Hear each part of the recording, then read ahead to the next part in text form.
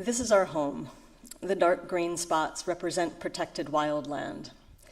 What you see is less than 3% of the contiguous United States. This loss of wilderness and its accompanying flora and fauna is what is becoming known as the sixth extinction. What makes some place, something, or someone wild? How might wildness be a path towards becoming an individual or understanding oneself? I believed these undomesticated spaces and our own wild lives were intertwined, but I didn't know exactly how. To investigate these ideas, I developed Wild Times, my generously supported creative capital project that was also supported by a Kickstarter campaign, Microsoft, MakerBot, Whole Foods, and the Washington Trails Association. Wild Times merged new media, social engagement, and a 2,680-mile hike from the border of Mexico and California to the border of Washington and Canada as a means to meditate on wildness in contemporary life. I partnered with 5 West Coast museums where I created 5 simultaneous cumulative exhibitions.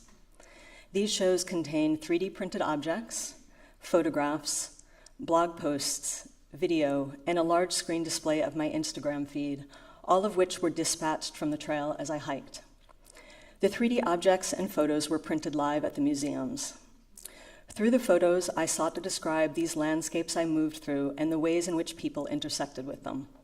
For instance, the LA aqueduct that runs through the Mojave Desert, a note a hiker left in the Sierra warning about dead deer contaminated water, a junction on the PCT in Agua Dulce, California, through hikers having a 4th of July feast, and Cutthroat Pass about 50 miles from the Canadian border.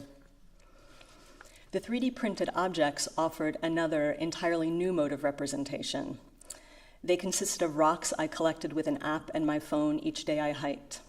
I then dispatched the 3D rock files from the trail to the museums, where they were printed in corn-based plastic, coated in colors to the elevation at which I collected the rock. These were then added to this installation.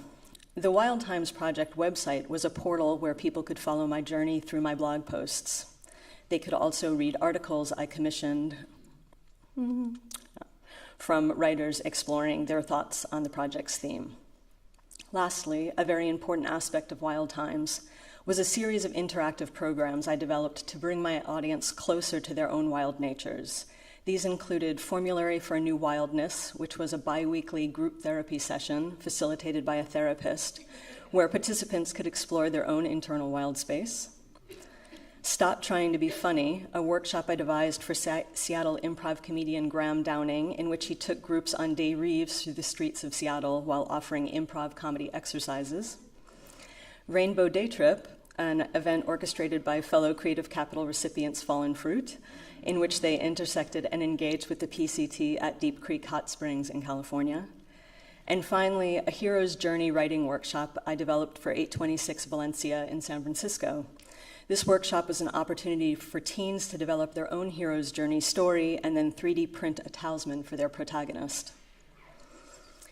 So by all measures, this project was successful. In fact, it may have been more successful than I had planned. Weirdly, perhaps one thing I hadn't counted on was how I personally would be affected by a 2,680-mile hike through the Southern California desert, through the peaks and passes of the Sierra Nevada, through the lava fields and pine forests of Oregon, and the raw volcanic mountain ranges of Washington. I didn't plan for how this adventure would unravel the fabric of my life and change me in profound ways. After hiking the first 20 miles from the Mexican border, my initial thought was, shit, I hate hiking. It took me 1,200 miles to even learn how to hike properly. And after that, something very important shifted inside of me. And now I'm thinking about another project and another through hike. I'm imagining this next adventure as a way to knit together the knowledge I gained through Wild Times, as a way to hold on to this untrammeled being I discovered. Perhaps this kind of wildness will be useful in the upcoming sixth extinction. Thank you.